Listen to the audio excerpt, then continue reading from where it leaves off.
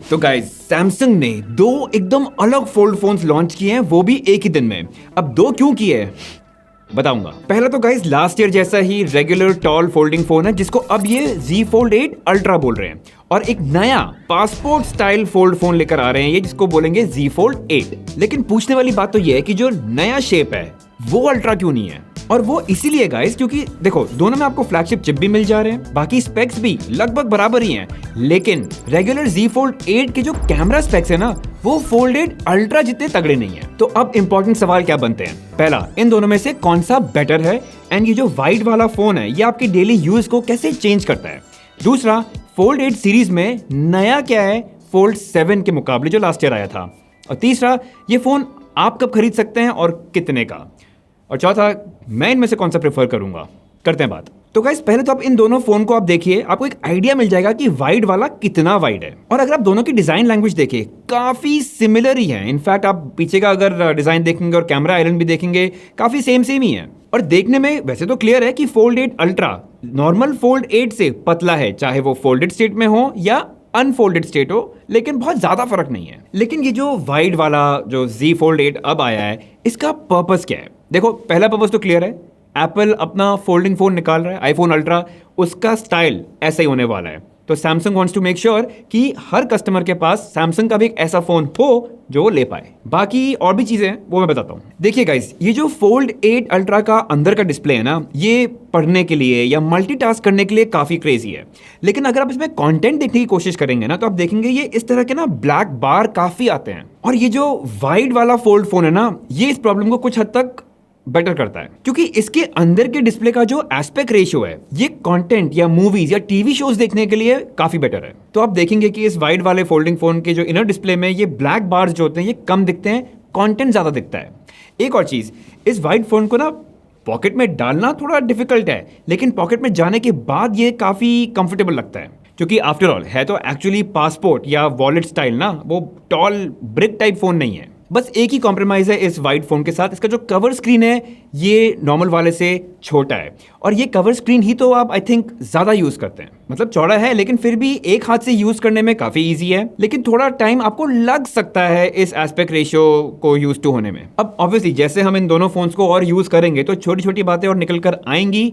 Full detail review में definitely आपको मैं और चीज़ें बता पाऊंगा, लेकिन मैंने ना YouTube शॉर्ट्स देखने की कोशिश करी थी कवर स्क्रीन पे, ये नॉर्मल Z Fold 8 पे। स्क्रीन को भर देता है, काफ़ी इमर्सिव लगता है, लेकिन आई थिंक ये ना क्रॉप कर रहा है कंटेंट को ताकि ये इस तरह से भर पाए। और फिर अगर सेम चीज़ मुझे अंदर के डिस्प्ले पे देखनी है, मैं बस रोटेट कर देता हूँ तो ऑब्वियसली काफ़ी बड़ा दिखता है इसमें ये। अब देखो गाइस सैमसंग ने हमें बोला है कि और टाइम में और एप्स ऑप्टिमाइज हो जाएंगी इन स्क्रीन्स के लिए, पर देखो वो जब होंगी तब होंगी, अभी जो है वो मैं आपको दिखा दे रहा हूँ। वैसे गाइस फटाफट आपको डिस्प्ले स्पेक्स बता देता हूँ। Z Fold 8 का कवर स्क्रीन 5.5 इंचेस का है, और अंदर की जो वाइड डिस्प्ले है वो 7.6 इंचेस की है।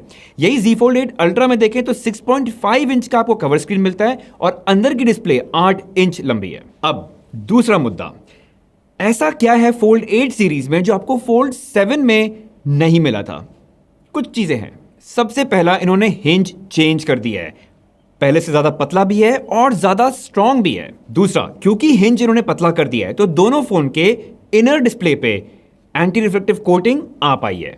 तीसरा, क्योंकि हिंज पतला हो गया है इसलिए बैटरी का साइज भी बढ़ा पाए ये लोग, और फास्टर वायरलेस चार्जिंग भी हो गई, पहले 15 वॉट थी अब दोनों में 20 वॉट है। और चौथा, दोनों फोन्स की peak brightness Galaxy S26 ultra से भी ज्यादा है, 3000 निट्स। और आप मानेंगे नहीं गाइस कि इन्होंने Z Fold 8 अल्ट्रा को Z Fold 7 से भी ज्यादा पतला बना दिया है, चाहे 0.1 मिलीमीटर का ही फर्क है, लेकिन गाइस Fold 7 वैसे ही बहुत पतला था। मतलब अब यहां देखिए Fold 8 अल्ट्रा की थिकनेस को, मतलब टाइप सी जितना ही तो है, या इस बटन जितना ही तो है, इससे और पतला क्या करेंगे। वैसे मैंने एक चीज और नोटिस करी कि Fold 8 सीरीज को जब मैं खोलता हूं या बंद करता हूं ना, उसका एक्सपीरियंस Fold 7 से हल्का सा मार्जिनली बेटर है।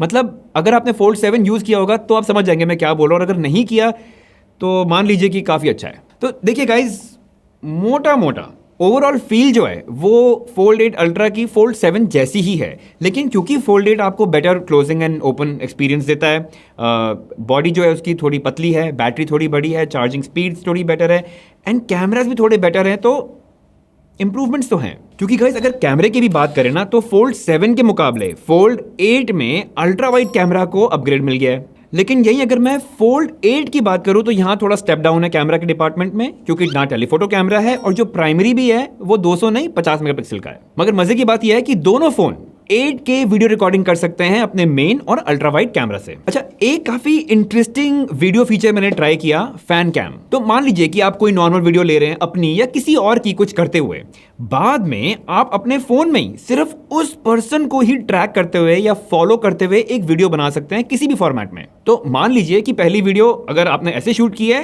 तो इस तरह का आउटपुट भी आप उसी वीडियो में से निकाल सकते हैं। अब देखिए, कोई इतनी बड़ी बात तो नहीं है जो आप एक एडिटिंग सॉफ्टवेयर में नहीं कर सकते हैं, लेकिन सिर्फ 2 टैब्स में आप ये अपने फोन पे कर पा रहे हैं, ये काफी क्रेजी चीज है। वैसे One UI 9 में आई एम श्योर और बहुत क्रेजी नए फीचर्स आए होंगे, अभी तक टाइम मिला नहीं है फोन के साथ, लेकिन भरोसा रखिए मैं घुस घुस के काफी क्रेजी फीचर्स निकालता हूं One UI के। तो आप सब्सक्राइब जरूर कर लीजिएगा, जब वो फुल वीडियो आएगी ना उसमें बहुत कुछ मिलेगा। देखिए गाइस, अगर मोटा मोटा बताऊं ना, फोल्ड 7 जब पिछले साल आया था वो क्रेजी फोन था। मतलब वो फाइनली ऐसा फोल्ड था जो पतला भी था, लाइट वेट भी था और उसका कवर स्क्रीन भी काफी यूजेबल था और बिका भी दबा के था। और यही चीज उन्होंने Z Fold 8 अल्ट्रा में ऑलमोस्ट हर डिपार्टमेंट में थोड़ा थोड़ा बेटर भी कर दिया। मतलब फोन पतला भी कर दिया, हिंज भी ड्यूरेबल कर दी, एंटी रिफ्लेक्टिव कोटिंग भी आ गई, बैटरी कैपेसिटी चाहे थोड़ी ही बड़ी हो लेकिन बड़ी है, चार्जिंग स्पीड भी तेज कर दी, वायरलेस चार्जिंग स्पीड भी बढ़ गई, और ये सब इन्होंने किया बिना वजन बढ़ाए। अब देखिए गाइस, पर्सनली मैं प्रेफर करूंगा फोल्ड 8 अल्ट्रा अपने लिए, बट शायद वो इसीलिए भी है क्योंकि मैं थोड़ा प्रोडक्टिविटी सेंट्रिक हूँ, मैं इतना कंटेंट कंज्यूम नहीं करता।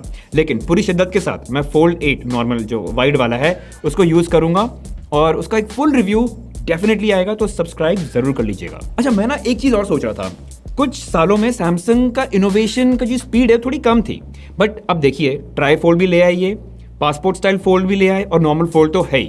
तो थोड़ा रीअश्योरिंग है, अच्छा लग रहा है कि सैमसंग थोड़ा इनोवेट अब कर रहा है वापस से। और इसका एक बहुत बड़ा रीजन ये भी है कि एप्पल अपना फोल्ड फोन लेकर आ रहा है, अनाउंस तो करेगा ही, आईफोन अल्ट्रा, और वो पासपोर्ट स्टाइल जैसा ही होने वाला है।